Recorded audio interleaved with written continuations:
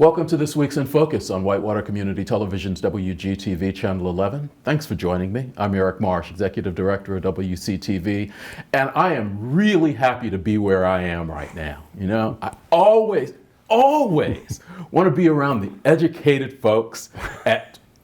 Oh, you're laughing. No, wow. It's one of those. All right, we'll try this again. I'm liking the hype.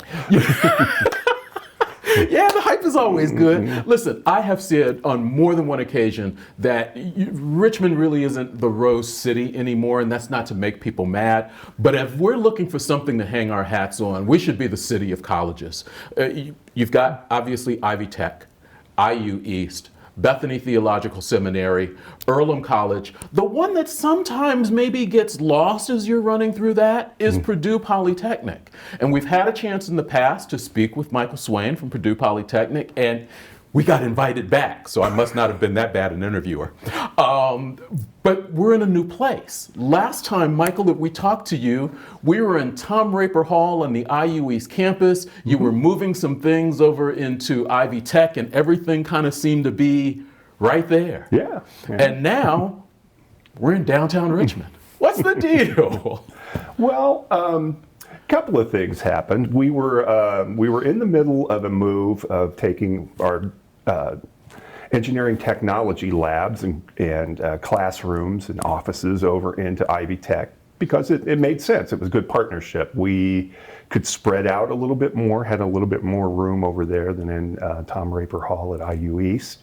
And it just made sense to be able to use each other's equipment. So, you know, good stewardship of tax dollars and donations from donors and those types of things. So we had already begun that without any intention of moving out of Tom Raper Hall. We were just going to expand our facilities in Tom Raper Hall in the space we were opening up.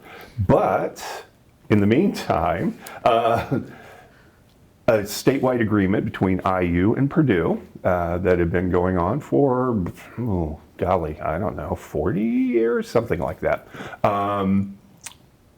Both IU and Purdue said, you know what, this has run its course. We're not going to keep doing what we're doing. And so that affected statewide polytechnic programs. Significantly, it affected Richmond with a partnership with IU East. Also, it affected Kokomo, South Bend, Columbus, New Albany, because we were all affiliated with IU campuses at those places. The ones that were most significantly affected were Richmond and Kokomo and South Bend, because we weren't physically on IU campuses. So by needing to move, we thought, well, where are we going to move to? And the programs that we hadn't moved into Ivy Tech were computer graphics and just the administrative offices. And we thought, well, why not try to see about downtown? I have a great interest, and we all have a great interest in seeing downtown Richmond reinvigorate and come back.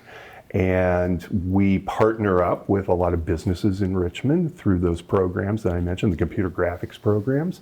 We're in a center that has entrepreneurs and innovators, and it just made a lot of sense to move down here. And we think it's a win-win. We think it's a win for us. We think it's a win for the community being down here. So we seized that opportunity since it was, you know, given to us. You will move, and we did. I do want to say one thing though. It was a statewide decision on the IU Purdue expiration. It was not local. So IU East and Purdue Polytechnic Richmond, still great friends. We would have kept working together and remaining together if we could have, but it was a statewide level decision, and we abided by it. Let's backtrack just a little bit. Sure. When did this move actually take place? The move itself actually took place in June of 2020. So it was right in the middle of everything really still being shut down with the pandemic. Everything was still pretty much on quarantine. That had to have made it really difficult. It was, because we had to do it on a very limited crew. We had to pack up labs and classrooms and offices and supplies and all those things with just a few people, and coordinate the move and get it done over the summer. And then once we got here, we had to move it all in ourselves too. So it was an experience. So talk about how besides the move, yeah. talk about how COVID affected your students and what you all were able to do at that time. Okay. Well, when it first hit in March of 2020, we had to pivot fast and hard, just like everybody else did. How are we going to deliver lab classes, very hands-on classes, Right. Online over the internet, because there were to be no face-to-face classes? Our faculty managed it. They found creative ways to do it. They found ways to demo it and still have that kind of, not necessarily hands-on, but at least the the experiential requirements of a Purdue classroom through that. And it was just a Herculean effort by the faculty just to be able to pivot like that, and never having done it before, some of them take a class that was face-to-face forever and all of a sudden make it an online class. Face-to-face, and in some ways, and the last time we had a chance to talk, you were nice enough to kind of let me sit in and watch some of your students, not just face-to-face, but very collaborative working experiences that your students were having in some of those labs. Yeah. And they still do. On the online classes, there's still a lot of collaboration. They still work in teams and things like that. Then once we came back in fall of 2020, for this 2020-2021 school year, Purdue made the bold move to say, we're going to be open. We're going to be face-to-face. Purdue West Lafayette made that decision, and we were swept along with it. And so we did it. We opened back up. We've had classes face-to-face. Some of them have been hybrid. So we tried to reduce the amount of contact. We've had to change classrooms around so they're at 50% capacity. We have made it so there are fewer face-to-face hours. Everyone's masked. There are protocols. Everything has to be wiped down. We have plexiglass screens between the instructors and the students, and the protocols worked. We had maybe, I could probably count on one hand the number of people who were exposed to COVID last semester, and none of them were due to any kind of contact they had here. Everything was outside the facility. Nice. So with the protocols that were in place, everybody was very safe. Nobody got sick from anything that happened here. And so far this semester, we haven't had anything happen either. So we're pleased, we're good, we're being safe, but we're getting it done too. Moving through the experience, before we talk specifically about a couple of things, we're at the point where commencement is coming up. You all have held your commencement in Vivian Auditorium on the IU East campus for a number of years. Normally the same time IU is over at the Tiernan Center. Sorry about that. That makes it rough on you guys. You all are having your commencement in Vivian. IU East is having theirs as an outdoor thing, and you all are not part of that campus. So talk about what you think your commencement is going to look like if all things continue as they are right now. Okay.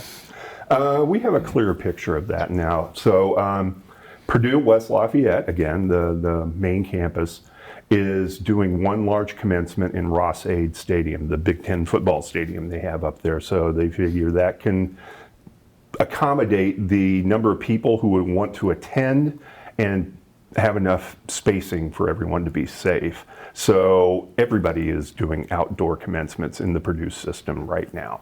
And that includes us. And since we're downtown, we thought, well, why not keep it downtown? So we're going to have our commencement at Jack Elstro Plaza downtown.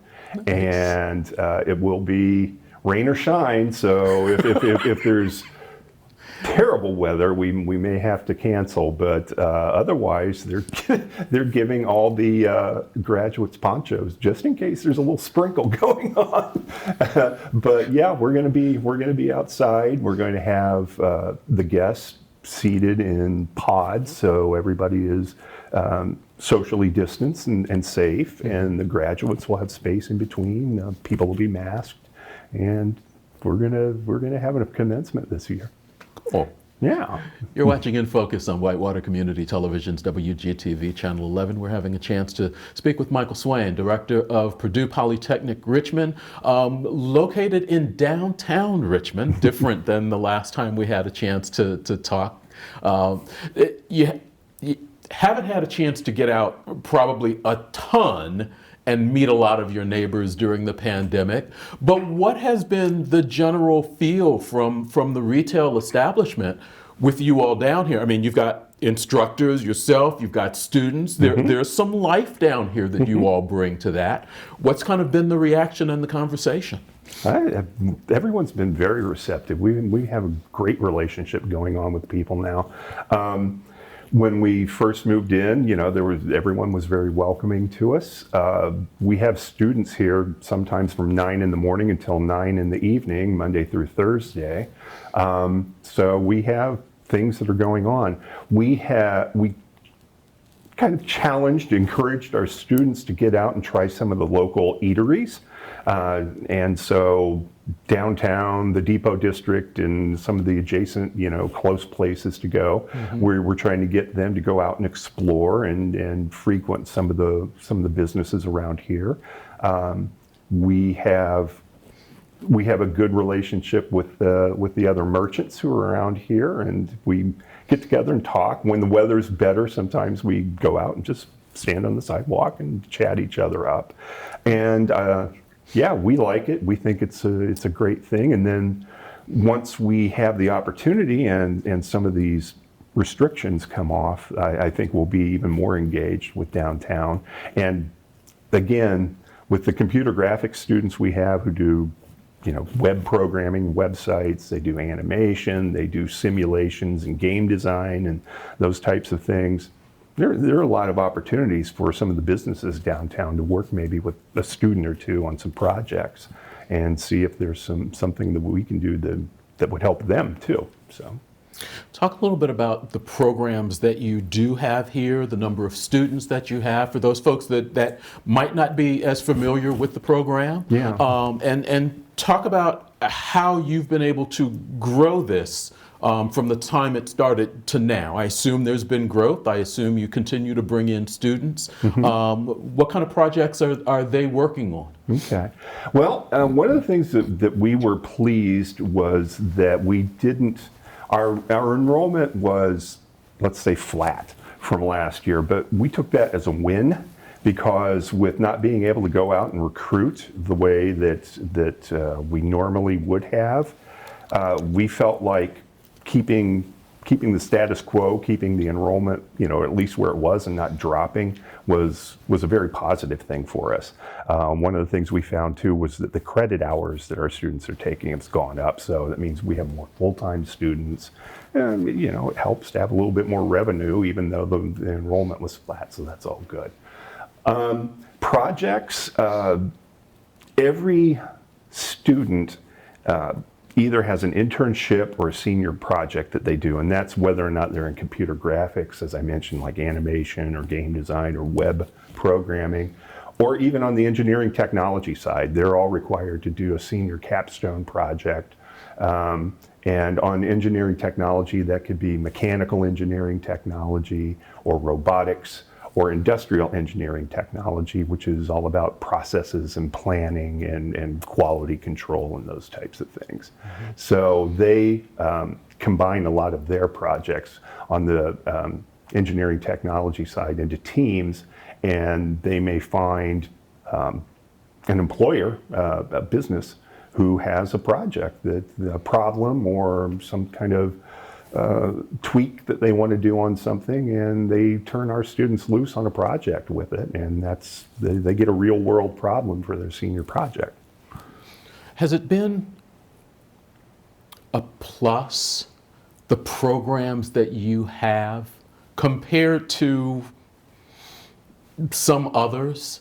From the manufacturing standpoint, Richmond has always hung its hat on being a hands-on manufacturing type community. Mm-hmm.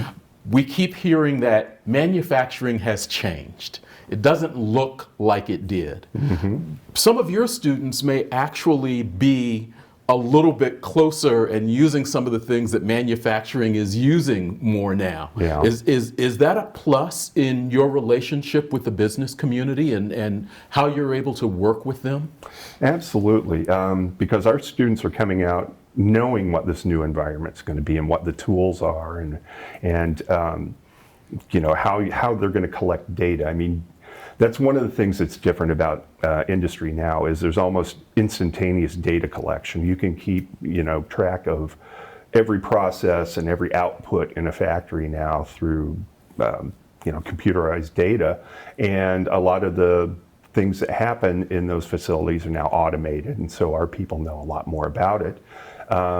So they're walking in with an advantage. They're not having to be trained on the job. They know what those processes are. They know how to interpret that data. They know how to work with it and improve processes. They know how to look at some kind of mechanical or other problem at a workplace and say, I know the solution to this because I know engineering. I have a science and math background, and I can solve this problem, and there you go. So yeah, I think that they're in a great position to walk right in and help out some local companies here. Do you get the notoriety in the business community that you feel like you need to be able to get to work with them? I made a statement at the beginning, and I'm surprised you didn't throw something at me, that sometimes Purdue Polytechnic is that forgotten connection. Yeah. In of the colleges that are here. Yeah. Are you tired of hearing that? And how do you get that changed? Yeah. Am I tired of hearing it? Sure. Do I disagree with it? No. We're small. We're smaller. We're much more specialized than our other higher institution, with the exception maybe of Bethany Seminary. We are much more specialized than Ivy Tech or Earlham or Indiana University East. So of course we're going to have a smaller enrollment here. And Purdue is looked upon as not easy, and so that can be intimidating to some folks. But just because it's not easy doesn't mean you can't do it. Sure. And that's one of the messages we're trying to get out to people is, yeah, it's hard, but it's worth it. I mean, once you get done with it, you will have a meaningful career ahead of you that really does something. And you're going to work in what you studied, and you're going to have the tools that you need to be able to solve problems, not only in the workplace, but just, all over the place. Engineering is everywhere. So yes, of course, you can solve all kinds of problems with it. So do I wish more people knew about it? Of course I do. We don't have the big budgets either that some places do. And so we don't have a lot of billboards around, and there's not a lot of radio commercials for us, but we try to get out and make up for it with personal contact and trying to meet people and tell them about who we are and what we do here. And at some point, somebody's going to get that message and start spreading it, and that's what we'd like to do, is just have people spread that message around. One of the things we're doing, we're having a lot of virtual information sessions coming up. And if you would go to our Facebook page, just look for Purdue Polytechnic Richmond, or even Purdue Richmond on Facebook. We have several virtual information sessions coming up where people could register, and they don't have to come in, they don't have to mask up, they can sit at home and do an information session on what we do here and what programs are offered and how to become involved with us. We will have some face-to-face open house opportunities. Again, those are on our social media as well.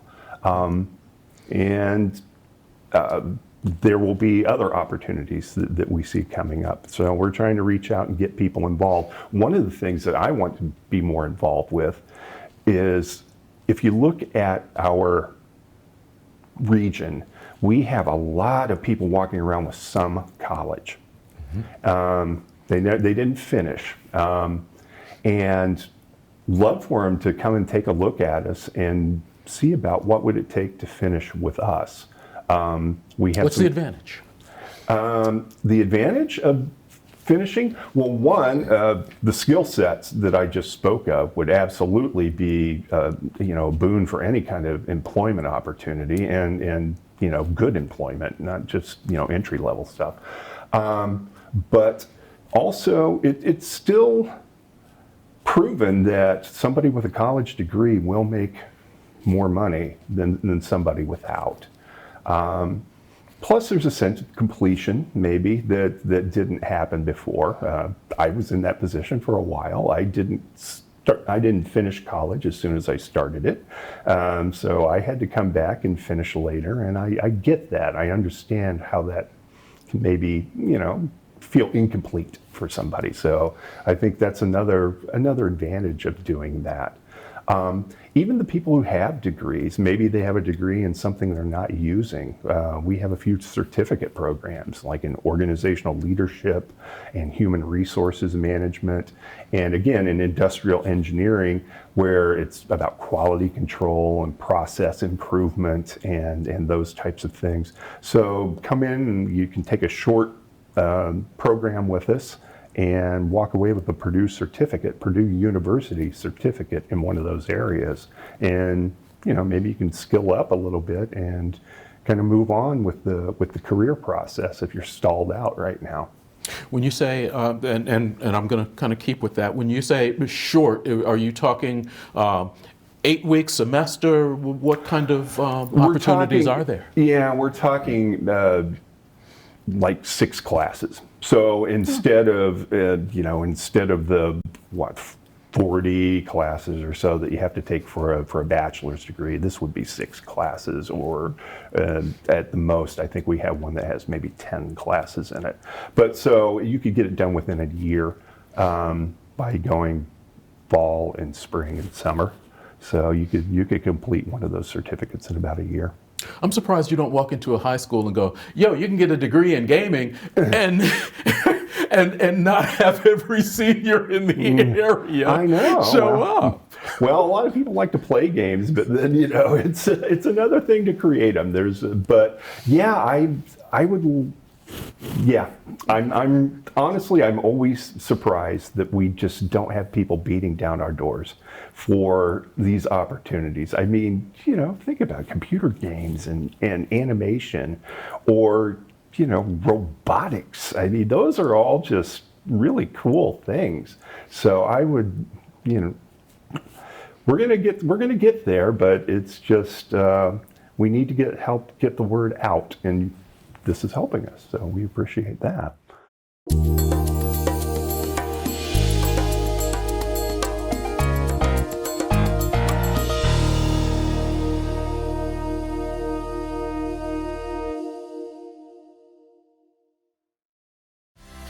The Wayne County Health Department is holding a COVID-19 vaccination clinic this Saturday, March 27th from 11 to 5 at the former Elder Beerman site, 601 East Main Street. This will be a J&J only vaccination clinic, which is a 1-dose vaccine. Dr. David Jetmore, along with State Representative Brad Barrett and his wife Mary Ann, will be part of the team giving shots. You must be an Indiana resident who meets current state eligibility guidelines to participate. Appointments are preferred and can be made at rshot.in.gov, but walk-ins will be accepted.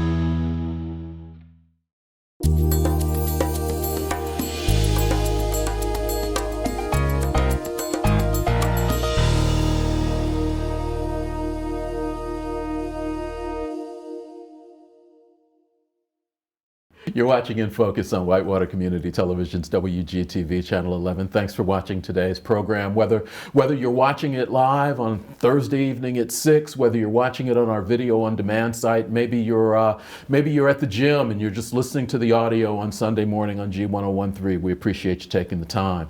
We're talking with Michael Swain, director of Purdue Polytechnic Richmond, who has made a move as of last June, leaving the IU East campus, coming into the downtown area, taking with him some great classes and a lot of information for people. You connect with the business community, I would imagine, a lot. When you talked about jobs and you talked about good jobs. Mm-hmm.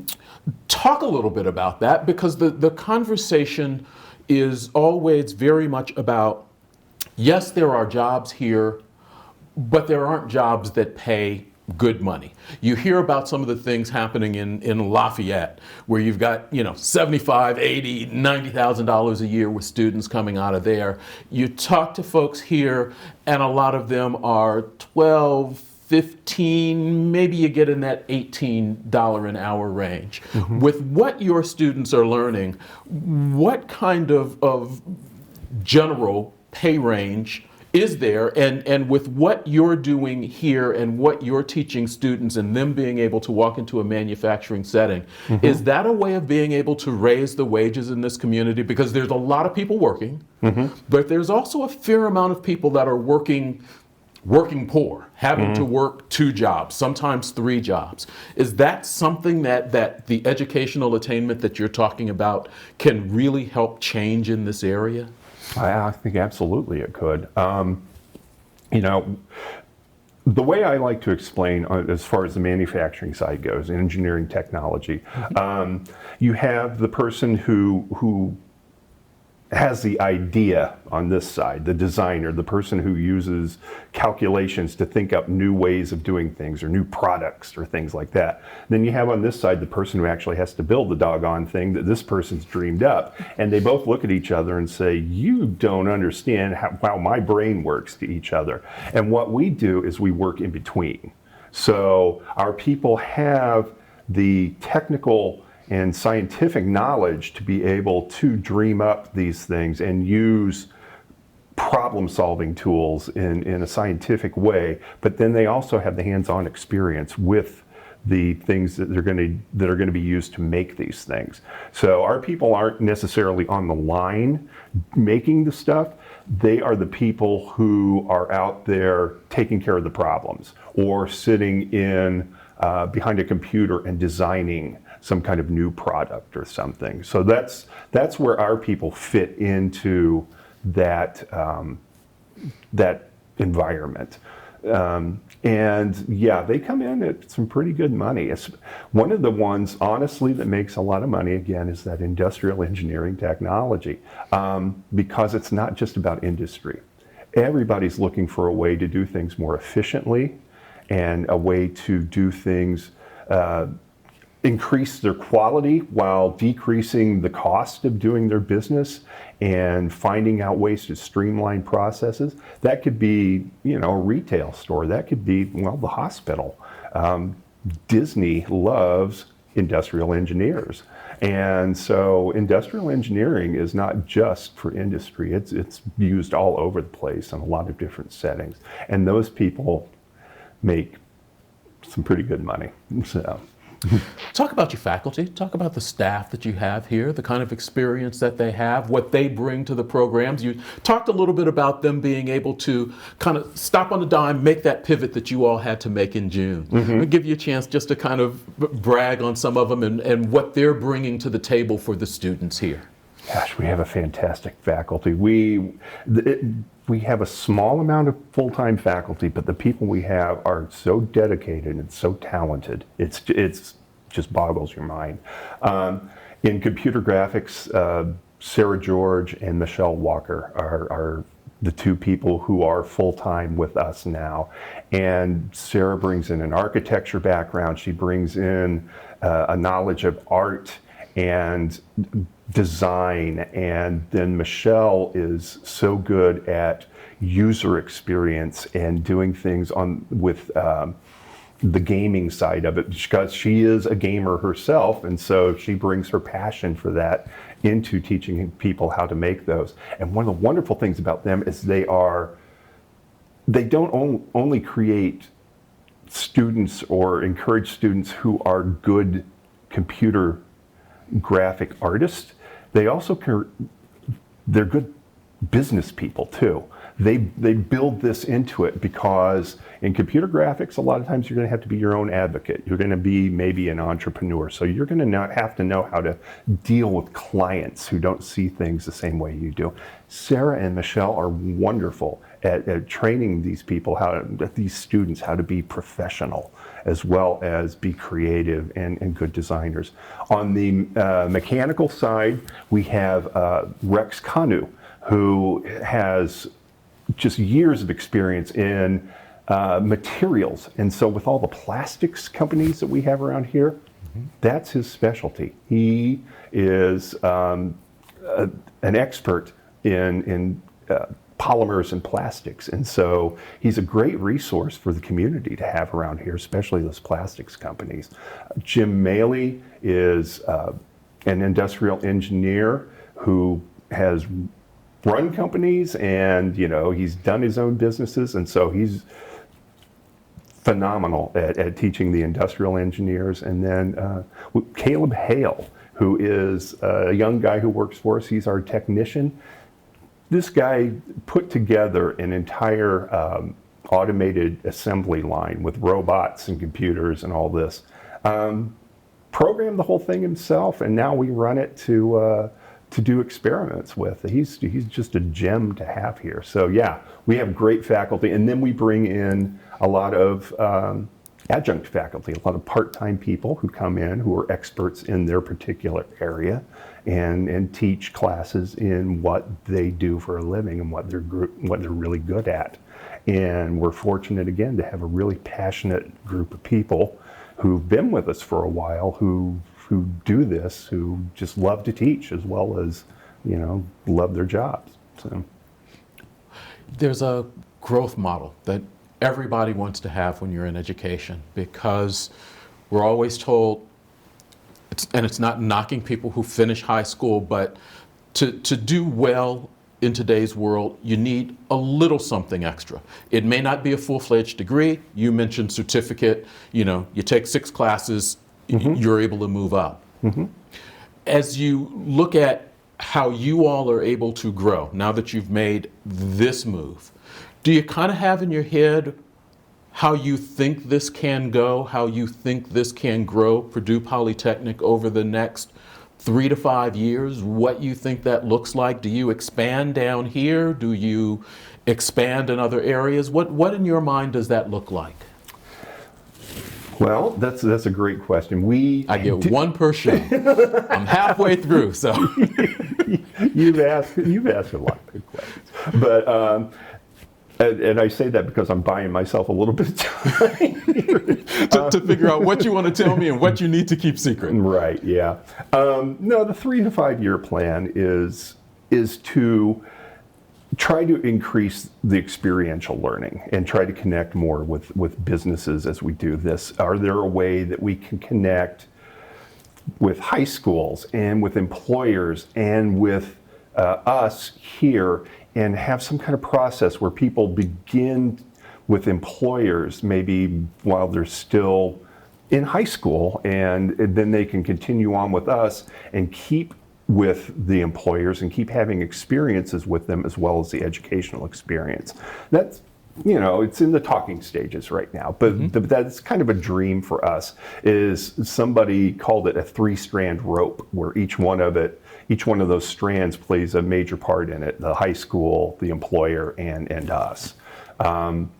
We would love to see that take flight a lot more. We have done really well with high school students.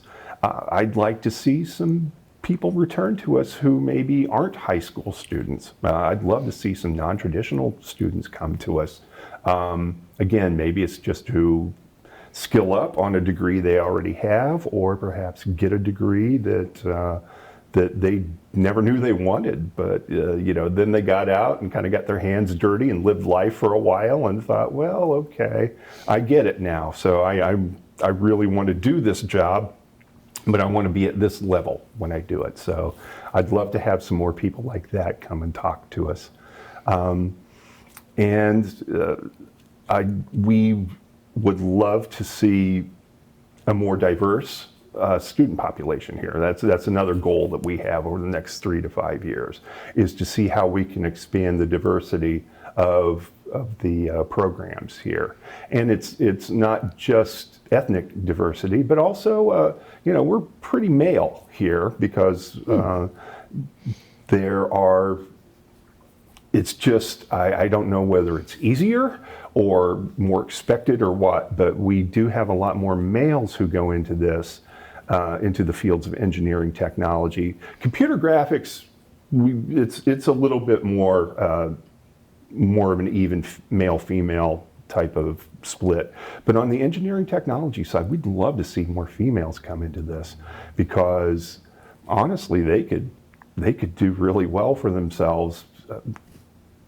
There aren't a lot of females in those roles out in the professional world right now. They're underrepresented as well, and we'd love to get some of them out there, because we think that there could be some great opportunities for some females in those areas.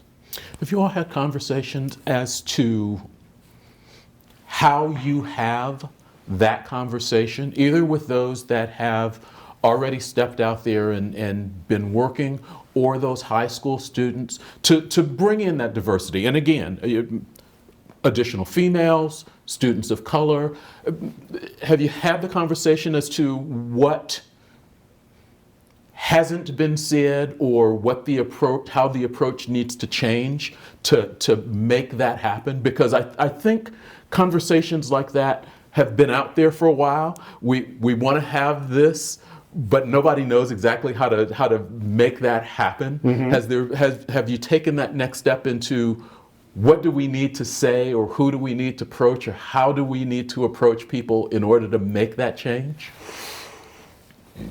We have each in our own way kind of taken on some responsibility for that, and try to have professional development and figure out better what kind of different tactics we need, what kind of different language we might need to use.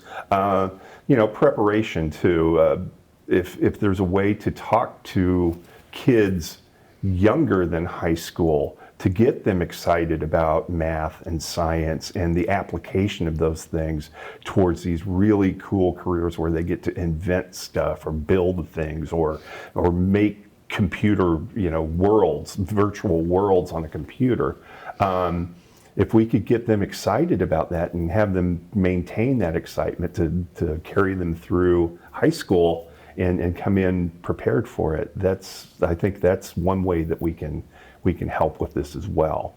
And if there were, one of the things that we have an issue with is there aren't a lot of us. I just mentioned in maybe 5 minutes all the faculties that we have. Right. So we don't have a lot of boots on the ground, and there are only so many of us to go around. But being downtown, I can't help but think sometime when all this kind of breaks and we can all start acting semi-normal again. What is that? Yeah, I know. That we're in a great location to be able to, mentor a little bit, or maybe have some kind of programs where we can get students interested in some of the stuff that we do, and get them fired up for it when they're young, and try to keep them on the path so they can end up with it. You're downtown, closer to the library, maybe being able to connect with them on some of their programming? Absolutely. I think that would be a great way to do that. I'm going to put you on the spot a little bit, but I want to kind of keep going with this. And because there's things that you keep mentioning, and you talked about, can we get some non-traditional students? Can we get some more high school students? Can we even be able to connect to kids younger than that? Mm-hmm. And that's the conversation that's going on right now. Right. And that getting kids excited at a younger age, making them think about the possibilities that could be down the line, even though it may be 10, 15 years down the line, getting that excitement going. Educational institutions are the ones that maybe have to lead that conversation because they can see what's on the other end of that. Mm-hmm. So how do you see reaching those kids a little bit better? What do you feel like needs to happen that maybe isn't happening right now, that can create that excitement, that can connect those dots for those students? What are we missing that can really kind of help move this thing a little bit more? There's people working on early childhood education. Mm-hmm. Are you connected with them and what they're trying to do? I'm just trying to see whether there's these thoughts, there's mm-hmm. these hopes, there's these dreams, yeah. or whether there is planning that's going on. Well, you're right. Everyone has their own agenda, right? And a lot of those agendas are kind of peripherally touch, but they don't necessarily sync up. And that has been something that I would like to see happen better, is a little bit more coordination. If I invite all the other higher education institutions to work together with me on that, Indiana University, East, Ivy Tech, Earlham. Come on, let's all work together, and it's going to benefit the community. We do work together. Sure. We do work together. I'm not meaning to say that we don't, but I'm just saying on maybe a project like that where we go out and try to reach the kids. But there's a problem looking for a solution. Yeah, exactly. It's not like you all are just saying, okay, let's just get together and talk about something. Right. There's this thing there that everybody kind of knows needs to happen. Mm-hmm. So you all are can you all be the catalyst behind beginning to make that happen more, faster? I don't know. Yeah, I would hope so.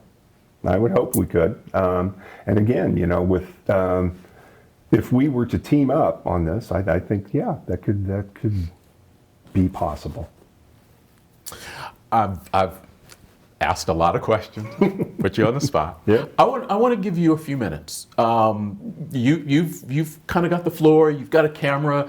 You get to tell people what you feel like they need to know or that they haven't heard about your program, about this school.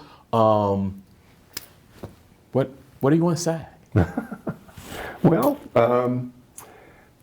Purdue has been in town for 50 years, over 50 years now. We had our 50th anniversary a few years ago. And we've grown from offering one associate degree to offering 8 Purdue University Bachelor of Science degrees here. That's an opportunity a lot of communities don't have. And to do it locally, to not have to go to weekend colleges or something like that. You can do it face-to-face here. There are legitimate Purdue University things that are offered in this community. And that is kind of a special place in this state. There are only 9 others that have this kind of outreach. And Richmond is fortunate, very fortunate to be one of those. And I encourage people to check us out and find out more about us and take a little bit more advantage of it. One of the things that I do come across sometimes is, oh, well, I'm an IU basketball fan, so I can't support Purdue. Okay, that's sports, all right?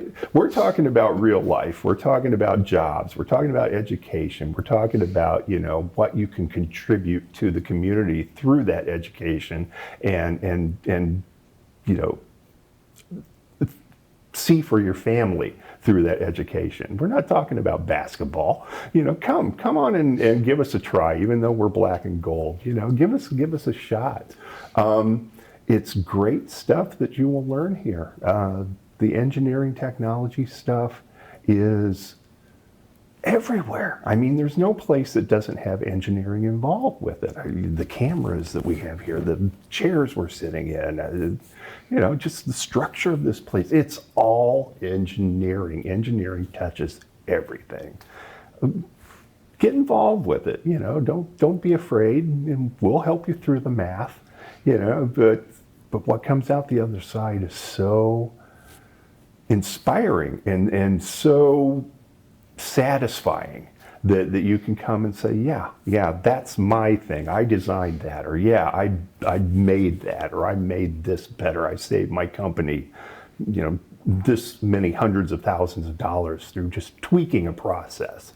Great stuff that you can do with that. And on the computer graphics side, what a better way to be able to express yourself, through computer graphics and animation and the game design. And the thing of it is, too, if you think about computer graphics, that's how this generation is going to come out, and that is coming out and is going to be leaders and is going to run the world in a while. They grew up with computer graphics. They grew up with gaming technology. They grew up with simulations, and that's their language. They understand how to learn from a simulation and how to advance things with it, experiment with them. That's going to be the language of business. That's going to be the language, it already is the language of business in some cases. It already is the language of medicine in some ways, where they go in, they run through a medical procedure virtually before they actually go in and do it physically. Educationally, there are all kinds of ways that you can use this computer gaming technology for educational purposes and make learning kind of a game. There's going to be a lot of opportunities to use that stuff as well. And it's all sitting right here in this community. And it's I really am excited and hope that people just kind of take that on and say, you know what, it is here, and let's take advantage of it. Let's not just let it be somebody else's thing that they're going to do. I want to try it, So come and talk to us. On the basketball side, by the way, you all are the number 4 seed, and I think the only Indiana school that's actually in the tournament. So, you get to hang your hat on that, too. Well, we'll take what we can get. Mike Swain, Director, Purdue Polytechnic Richmond, I appreciate you inviting us in. I always appreciate the chance to talk to you. Thanks for joining us on In Focus. You're welcome. Thank you. Welcome back to In Focus on Whitewater Community Television's WGTV Channel 11. I'm Eric Marsh. Thanks for staying with me. Following up on my conversation with Mike Swain about basketball, I can't ignore the fact that Indiana continues to host the NCAA men's basketball tournament, that only one Indiana team made the tournament, and that once again, IU is looking for a coach. When I want information about IU basketball or Reds baseball, I turn to my former Big Show radio partner from my days with Whitewater Broadcasting, who continues to do midday radio here in Richmond, who also does fill-in play-by-play for the IU East Red Wolves, and who hopefully will soon be doing hosting duties once again for Access to the Arts on WETV. Here's a friend of mine, Dave Paxton. Have you heard the saying that in 49 states it's just basketball, but this is Indiana? That is literally true this year as the basketball world comes to the state of Indiana for the NCAA Men's Basketball Championships. All the games are being held in our state, in some classic venues like Hinkle Fieldhouse, Mackey Arena in West Lafayette, Simon Scott Assembly Hall down in Bloomington, all the venues in downtown Indy. The only thing that would have made it better would have been maybe to hold the early round games in some of our classic high school gyms around the state. And that didn't happen, but still a perfect showcase for basketball in the state of Indiana. That's the good news. The not so good news is only one school from the state of Indiana actually made it into the tournament. And Purdue, well, they didn't last past the first round. That's not good. And the other not good part of this month in the state of Indiana, and at this point I guess I should mention to you, I'm an IU guy. I attended Indiana University. Most of my family attended IU. My daughter is a senior down in Bloomington right now. We are IU fans. And if you're an IU fan like I am, then you're angry because Indiana University and their once mighty Hoosiers, they disappointed us again this year. So much promise. But it ended with no tourney for the fourth time since Bob Knight was fired back in 2000. And once again, IU's looking for a new coach. And let's recap now as to what's happened since Bob Knight left in 2000. Mike Davis had the problem of being the guy who followed the general. Kelvin Sampson had the problem of being a guy who didn't follow the rules. Let's see, Tom Crean had the problem of winning Big Ten championships, but not getting past the Sweet 16. And then finally, Archie Miller he was just not right to lead the program, a program that has not had NCAA tournament success since their Final Four in 2002. So the banners that hang in Assembly Hall get a little dustier, and the fan base gets even more angry, and that calls into a few questions. Is IU still an elite program? Can they still compete for championships again? What do we need in a coach to lead us back? Well, okay. By the time you see this, especially if my nightly prayers are working, Brad Stevens might be the next head coach of the Indiana Hoosiers. But that's probably not going to happen. In fact, I'm a realistic guy. That's kind of like Ahab actually getting the white whale. So, what viable options does athletic director Scott Dolson actually have? I'm not going to go down the list of options, but I'll just say this. Even with IU not in the tournament this year, we still dominate the topic in national media. The Indiana basketball job is one of the top jobs in terms of national exposure. It's one of the top jobs in terms of facilities that you get to coach at, in terms of your ability to recruit players. It's an option that, as a coach, would lead you to think, I can get this team and this program back into the final weekend of a tournament fairly regularly. All the resources are there. But another question on fans from IU that's on their minds right now is maybe it's time to go back to an IU guy. Does the program need to reach back to its glory days to rekindle their success? There are some intriguing names out there. Mike Woodson, Dane Fife, Keith Smart, Calbert Chaney, Michael Lewis. Former players who have both coached in college, in the pros, or both. And they've had some measure of success. Another guy that I haven't mentioned there, Steve Alford. He's probably had the most success coaching in college. But with Alford, he's been passed over in all 4 previous coaching searches, so don't expect the kid from Newcastle to come back now. Look, I know that successful Indiana programs have always had players from the state of Indiana. Actually, if you look up the history of NCAA champions, you'll find that Indiana kids play on those teams probably more than any other state supplies athletes to championship teams. This state produces winning basketball. And the Hoosiers have shown they can still recruit in-state. They recruited the last 3 Mr. Basketballs to the program. So getting a coach to develop those players, that's the goal. And I don't have any answers for you. Just like you, I'm going to continue working each day while keeping an eye on the Twitter feed and obsessing over every mention of the coaching search. Because ultimately, well, I'm just a guy who was at IU in 1987 when Keith Smart hit that shot, and I was not the guy who stole the fish on Showalter Fountain. But I do have faith in AD Scott Dolson. He was also a student at IU during that championship season. In fact, he was a student manager on that team. I think he's the right guy to find the next coach.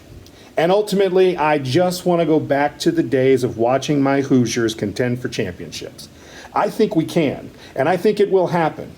But until that time, how about we get excited for some IU football? With a special In Focus thought, I'm Dave Paxton. Thanks, Dave. Remember, if your not-for-profit organization has an event that you want us to mention, send it to us at least a couple of weeks ahead of time. We'll make sure to get it on our community bulletin board. A couple of things we want to remind you about. The Wayne County Health Department is having a COVID-19 vaccination clinic this Saturday from 11 till 5. This is a J&J vaccination clinic only, which means it's a one-shot vaccine.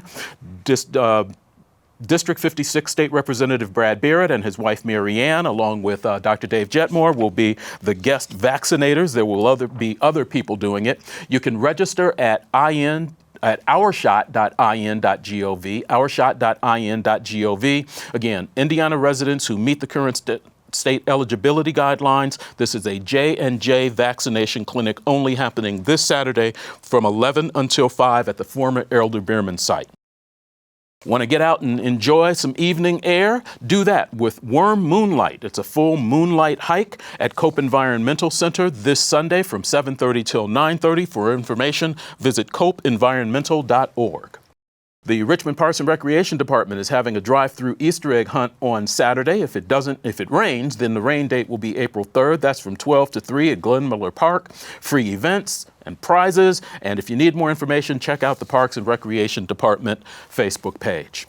Don't forget the last Let's Talk is happening April 6th at 7 p.m. You can watch live on WETV Channel 20 or streaming on the Facebook website. Thanks for watching this week's In Focus on Whitewater Community Television's WGTV Channel 11. I appreciate Mike Swain and Dave Paxton helping me out. If you missed any of this show, you can see it beginning tonight at 10:30, also on our video on demand site. As always, I wish you well. Have a great weekend.